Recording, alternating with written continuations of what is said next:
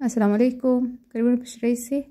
Recipe yetu ya leo ni ya chicken donuts ama donuts za kuku. Ni tamu na rahisi sana kutengeneza. Na sasa tuanze recipe yetu. Kwenye pani yako utaweka nusu kilo boneless chicken breast ama kuku bila mifupa. Nimekatakata vipande vidogo vidogo kama mnavyoona. Nitapika mpaka ibadilike rangi. Kisha nitaweka spices, kijiko kimoja kidogo paprika, kijiko kimoja kidogo garam masala, nusu kijiko kidogo dhana jira, nusu kijiko kidogo cumin powder ama bizari nyembamba ya unga, robo kijiko kidogo pilipili manga, robo kijiko kidogo manjano. Utachanganya vizuri. Alafu utaweka chumvi kiasi. Pia ukitaka weza ukaweka na kitunguu thomu ya unga na tangawizi ya unga na cube moja ya kuku. Alafu utaweka maji robo kikombe.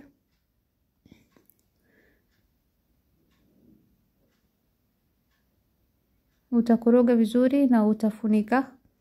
Utawacha ipikike mpaka ive. Na sasa kuku wangu imeshaiva. Nitakoroga mpaka maji iweze kukauka.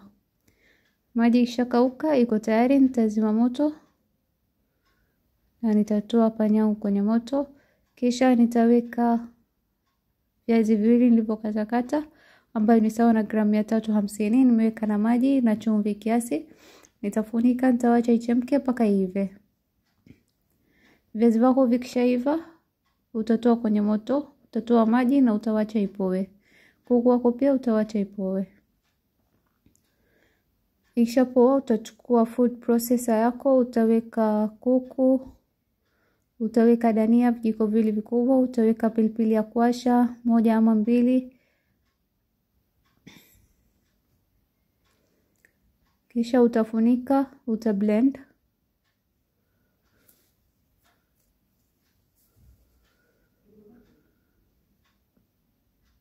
Baada ya hapo utaweka kwenye bakuli. Blend mpaka ikuwe kama hivi. Ama waweza tu ukatumia pia kuku aliyosagwa mwanzo wa recipe. Kisha utaweka viazi vyako ambavyo vimeshapoa, utaweka na juice ya ndimu. Waweza ukatumia ndimu 2 ama 3 ama vijiko 3 vikubwa vya juice ya ndimu. Utachanganya vizuri.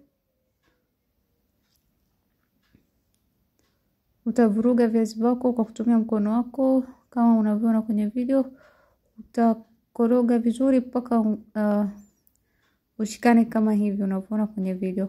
Kisha utapaka mafuta kwenye mkono wako na utatengeneza donuts zako kama hivi unavyoona kwenye video.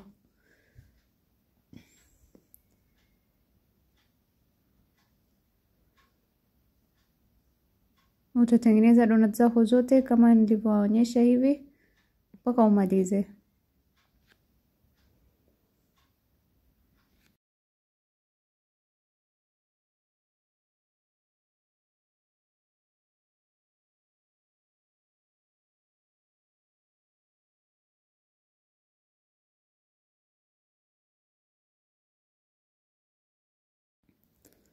Baada ya hapo utaweka donut yako moja kwenye unga kavu, unga ngano. Kisha utaweka kwenye mayai. Mayai yangu nimechanganya na pilipili manga kidogo. Kisha utafunika na breadcrumbs ama utacoat na breadcrumbs kama hivi unavyoona kwenye video.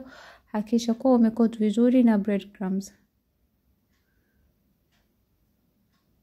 Endelea hivyo hivyo mpaka umalize. Weka kwa unga kavu, alafu weka kwenye mayai, kisha kwenye breadcrumbs.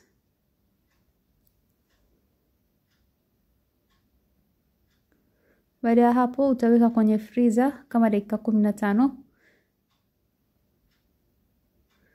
Mimi huwa napenda kitu yote ambayo nimefunika na breadcrumbs kwa juu, ninapenda huwa kuweka kwenye freezer ili iweze kushikana vizuri kabla ya kuchoma. Baada ya dakika 15 utatoa, utaweka kwenye mafuta ya moto na utazikaanga mpaka zikuwe na rangi nzuri ya golden brown. utageuza, utapika upande mwingine pia upate rangi, utageuza tena na iko tayari. Utatoa kwenye mafuta, kisha utakelea kwenye sahani ambayo umewekea tishu, na utaendelea kuchoma ama kukaanga zilizobakia hivyo hivyo. Hakikisha kwa mafuta yako ni ya moto na moto wako ni wa medium.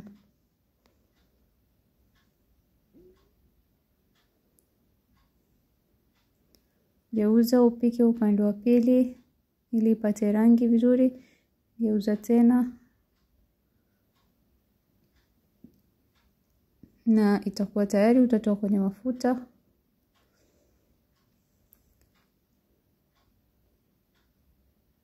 Na donuts zangu za kuku ziko tayari. Kama mlivyoona ni snack nzuri na rahisi sana kutengeneza. Ukiwatengeneza watoto wako ama watu wakubwa pia watapenda sana.